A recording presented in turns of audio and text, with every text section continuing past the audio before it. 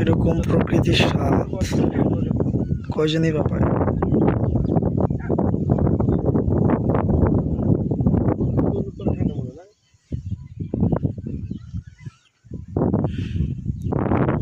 আমার প্রতিটা মন খারাপের সাক্ষী এই জায়গাটা।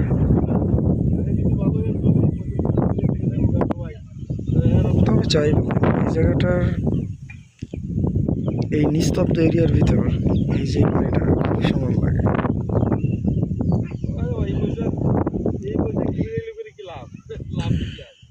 আমার যদি একটা এমন বাড়ি থাকতো আমি কি করতাম, যেটা ওই যে উপরে এসে উঠে বসে থাকতাম।